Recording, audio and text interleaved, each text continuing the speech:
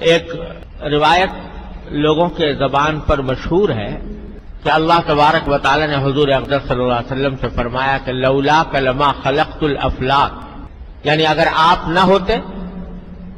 تو میں ان آسمانوں کو پیدا نہ کرتا۔ یہ روایت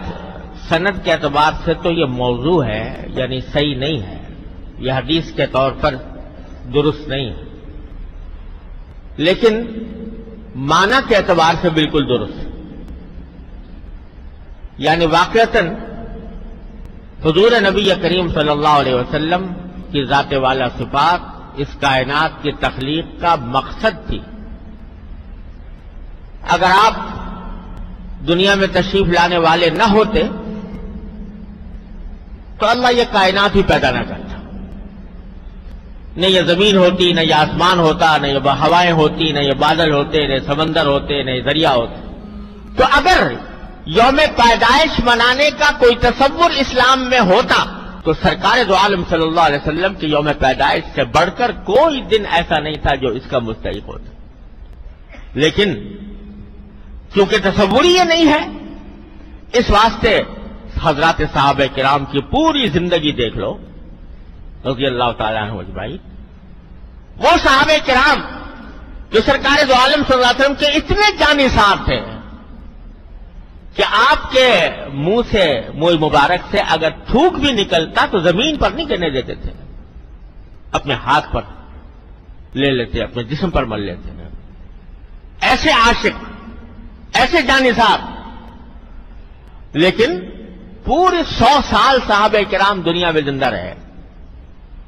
حضور کے تشریف لے جانے کے بعد 100 سال تک کوئی نہ کوئی صحابی دنیا میں رہا۔ 100 سال پورے ہونے کے بعد صحابہ کرام کا دور ختم ہوا، تابعین کا دور آیا، لیکن 100 سال کے عرصے میں کسی صحابی سے منقول نہیں ہے کہ اس نے حضور اقدس صلی اللہ علیہ وسلم کا یوم پیدائش منایا ہو کہ بھئی 12 ربیع الاول کو حضور پیدا ہوئے تو ایک عید منائیں۔ اور یہاں تک کہ آپ کے یوم پیدائش کے بارے میں یقین سے بھی کہنا مشکل ہے کہ 12 ربیع الاول، روایتیں مختلف ہیں، بعض روایتوں میں آتا ہے 3 ربیع الاول، بعض میں آتا ہے 9 ربیع الاول، بعد میں آتا ہے 12 ربیع الاول، مختلف روایتیں ہیں، لیکن یہ مختلف روایتیں خود اس بات پر دلالت کر رہی ہیں کہ امت نے اس دن کو عید منانے یا اس کو باقاعدہ جشن کے طور پر منانے کا تصور تھا ہی نہیں، لہذا روایتوں میں بھی اختلاف ہو گیا۔ جو اصل چیز تھی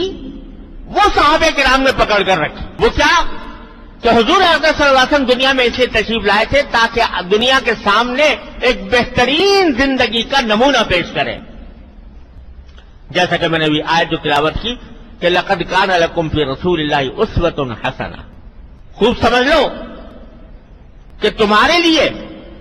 اللہ کے رسول کی زندگی میں ایک بہترین نمونہ ہے۔ یہ معنی ہے آیت کے، لقد کان لکم فی رسول اللہ